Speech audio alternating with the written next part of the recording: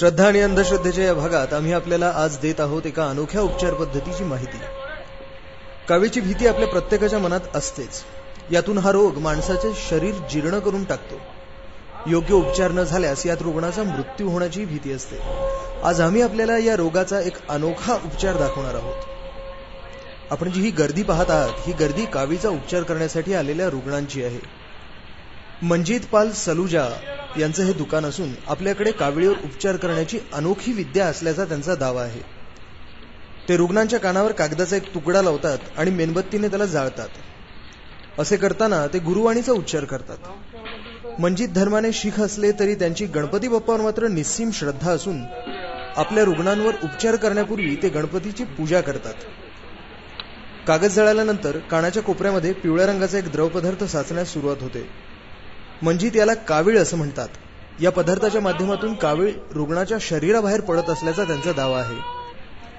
उपचाराला येणाऱ्या रुग्णांना पहिल्या दिवशी आपल्यासोबत हार, फुलं, अगरबत्ती आणि नारळ आणावेच लागते। उपचारानंतर रुग्ण येथे यथाशक्ती दान करतात। आपण निःशुल्क सेवा पुरवत असून रुग्ण स्वेच्छेने येथे पैसे ठेवून जात असल्याचं मंजित यांचं म्हणणं आहे।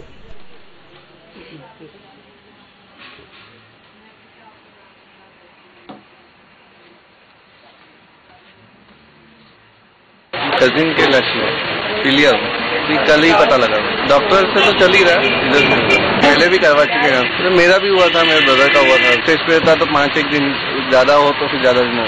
फिर वो 3 साल हो गए। कितने लोग आते करीब यहाँ पर? 30-40-50 भी आ जाते हैं। जो पहले दिन आता ना उसको नरिया लगा होती हार। हा उपचार म्हणजे अध्यात्माची शक्ती असून आपल्याला देवाने दिलेली ही देणगी असल्याचं मंजित यांचं म्हणणं आहे।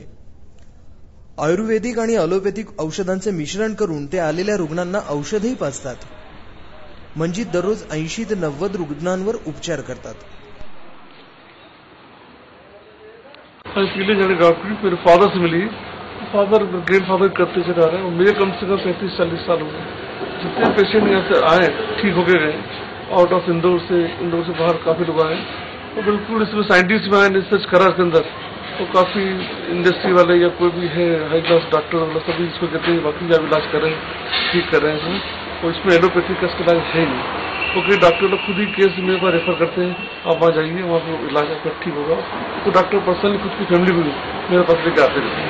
जितने पेशेंट यहाँ आते हैं उनको बोल के गए 35-40 साल तक आज तक पेशेंट किसी बोला नहीं मुझे कि हम बाकी इलाज हमें आराम नहीं आया। एक पेशेंट गया 4 पेशेंट को लेके आता।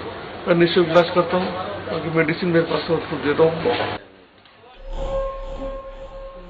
आपल्याकडे येणाऱ्यांमध्ये रुग्ण तर असतातच, परंतु काही डॉक्टरही आपल्या नातेवाईकांना घेऊन आपल्याकडे येत असल्याचं मंजित यांचं म्हणणं आहे। मंजित यांनी केलेला दावा आपल्याला खरा वाटतो का? विज्ञानाच्या या युगात असं काही घडू शकतं का? आपल्याला काय वाटतं ते आम्हाला जरूर कळवा।